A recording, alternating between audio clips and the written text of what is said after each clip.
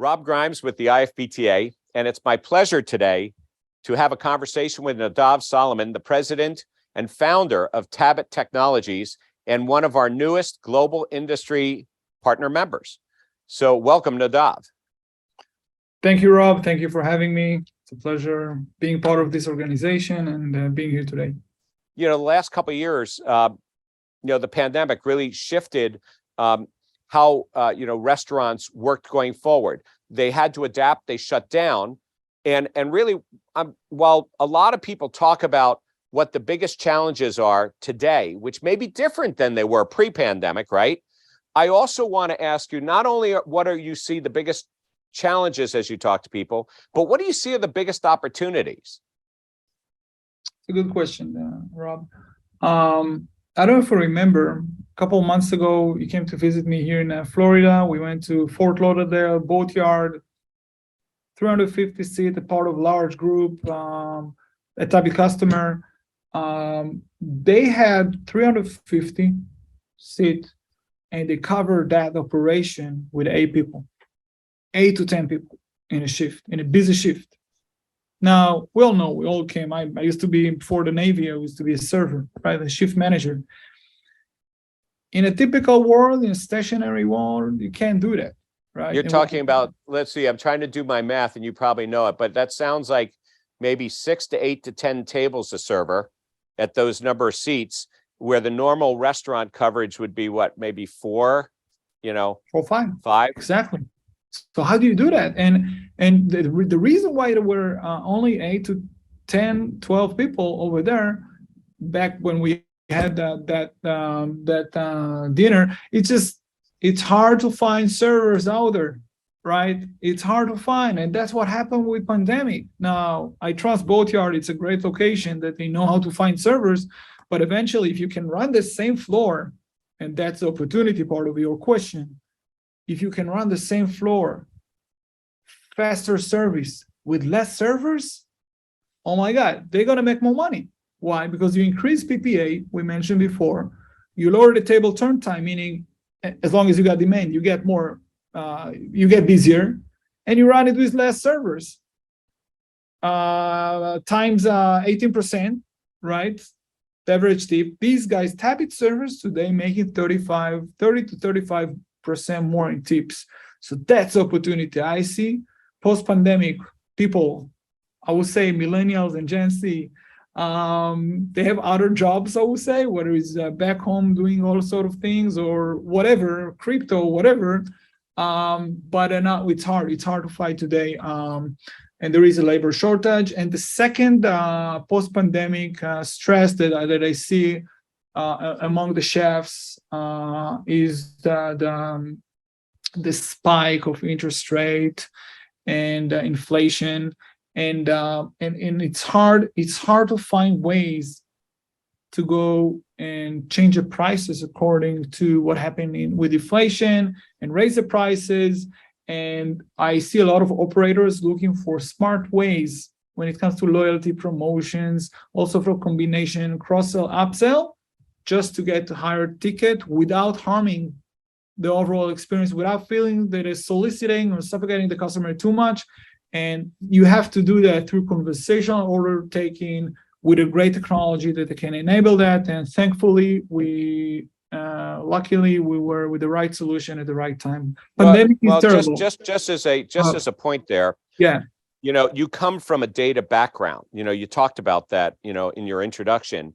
And, there's an awful lot of data available today to a restaurateur, but restaurateurs, number one, thing for them is to take care of the guest, give great food, give great service. Maybe knowing how to use the data may not necessarily be one of those things that are out there. So how do you use your know-how, and how does, you just said conversational ordering, which of course is on the guest side, but how do you take all this information you're collecting, the science behind Tabit, and present that information in a conversational way to an operator who just needs to run their restaurant with all these challenges going on between labor and food and and guests and closure, things like that? Interesting. So may I tell a short story? I don't know if it's the right form, but I'll go for it. So my mom asked me, back in the days, we started with cloud like 10 plus years ago. Nobody really know what cloud is. What do you do? So, I told her I do real estate. And I do real estate, that, because what I really do is going after the real estate, the palms of the owner. He's the decision maker. He's the most important focal point for us. He's the guy who eventually, counting the money, and he want to do better because he got the passion to put into the food and the experience, and everything is building, right? But how can he run this business from emotion and gut feeling? They have to run it from data points. They have to run it based on not only the data, all the information, based on insights. And once we created this tool to the owner, which is the Tabit Chef, we call it Tabit Chef. That's the app for the owner. It's not just a data app or reporting or dashboard. A lot of companies, point of sale companies, have that. We're going after the insights. As of today, the Tabit, and I will share some interesting numbers here. Tabit Chef app,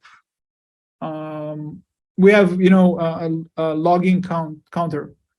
The average logins per day per owner is about 17 times a day.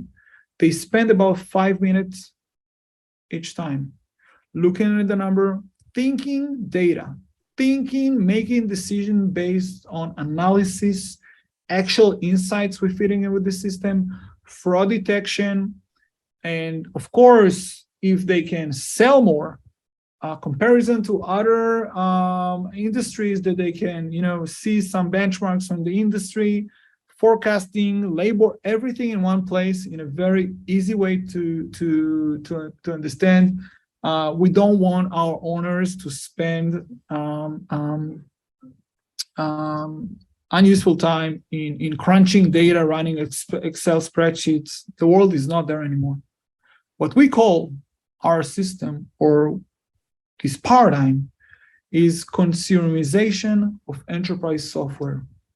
We all used to work back in the days with SAP and Oracle and all the great companies, but these are enterprise companies. Today, the enterprise users can be, their day job can be controller or restaurant manager or back office or procurement or whatever it is. But over the weekends and nighttime, there are diners, they're users. They used to use iPhone and Android and all this stuff, and they know and used to consume data differently than the, I would say, different generation. Definitely, regardless, we have pivot tables and dashboards and BI solutions for back office and everyone else there. But that's the real estate.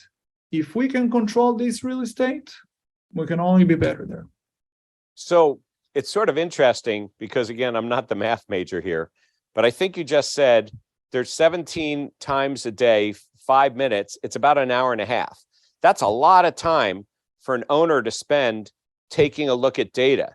But if it's meaningful to them and they're going to keep coming back to it, and of course, if they can get it, something that's portable, if they're coming back that much and they're really looking at it and they're not managing the system by it, but they're actually using that to operate, then I think there's a hidden message there that there's a lot of value in how you're putting that information forward, that they'd even go back to it and look at it that much in a single day and use it. It's interesting, first of all, that you're actually tracking that, but your goal, as you said, get rid of the paper, get rid of the spreadsheets, and provide them meaningful data, on demand.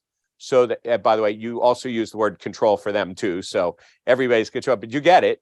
But so they can really control their operation. So you must be doing something to capture that amount of eyeball time and thinking to get those insights. Correct. And there was one missing part. When they look at this data, they don't need to be in the office. They don't need to be in the restaurant. So maybe it's more than an hour that they choose to look at this data. We're just providing it, right? It's for them to consume, but they get, I don't want to say addicted because it's their business. They have to take care of it. But it's now they have 5 restaurants, 15 restaurants, and they only spend an hour and a half a day looking, understanding their business instead of texting and getting spreadsheets and papers, and they're not there anymore. People have to think faster in order to get real-time decisions about the customer journey. Mind you, this is a 2-hour period. If you get bad review and you couldn't take any actions at the right time, you just lost it. You can't go back and do and repair stuff. Yeah, of course you can offer gift cards or whatever discount next time, but you want to hit hard when you can. If you know now, Rob, that in your restaurant this dinner is 500 cover, and you have only, I would say, a limited amount of Dom Perignon that you brought, or the catch of the day, and you have to get rid of them because you want to, the turnover, you want to make sure, damn sure that they're selling everything, right? So believe me, you're going to log in. Yeah, that you provide them the information to do that. Of course, you want to provide them the information, and you want to understand each one from your servers selling better, run the right competitions to do that. You need a command and control solution. Nadav, I really want to thank you for joining us today. Your leadership within Tabit, bringing it to the United States from Israel. And it's just a pleasure to have Tabit as the IFBTA's newest global industry partner member. And again, it's been great speaking with Nadav Solomon, who is the founder and the president of Tabit Technology. So thank you very much. Thank you, Rob. Looking forward to meeting you again in person. Thank you all.